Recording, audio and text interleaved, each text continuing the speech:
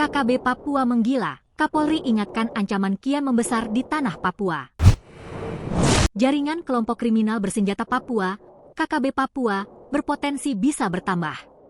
Berdasarkan pantauan polisi, saat ini terdapat 24 jaringan KKB Papua yang aktif di sejumlah wilayah Papua. Bahwa kita masih menghadapi ada kelompok KKB yang saat ini jumlahnya juga terus terpantau 24 jaringan dan ini juga terus bisa bertambah, kata Kapolri Jenderal Listio Sigit Prabowo di acara syukuran HUT ke-80 Brimob pada Jumat, 14 November 2025. Menurut Kapolri, jumlah tersebut berpotensi terus bertambah seiring dinamika keamanan di wilayah tersebut.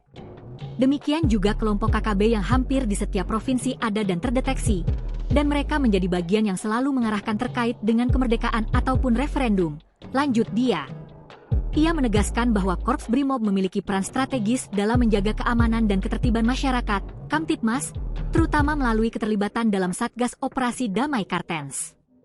Kapolri meminta agar personel Brimob memiliki kesiapan ganda, berupa kemampuan pendekatan keras atau hard approach, seperti taktik pertempuran di hutan, serta pendekatan lunak atau soft approach melalui pendekatan kemanusiaan.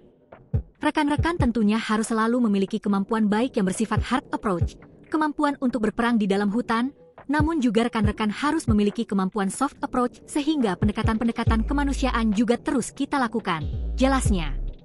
Menurut Kapolri, pendekatan kemanusiaan yang dilakukan melibatkan tokoh daerah, tokoh agama, dan tokoh adat. Hal itu agar situasi Kamtibmas bisa dikendalikan.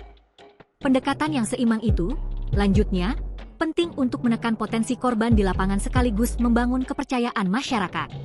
Selain itu, Kapolri juga menyinggung soal penambahan personel di daerah otonomi baru, DOB, di Papua pasca pelaksanaan pilkada dan pelantikan para pejabat daerah.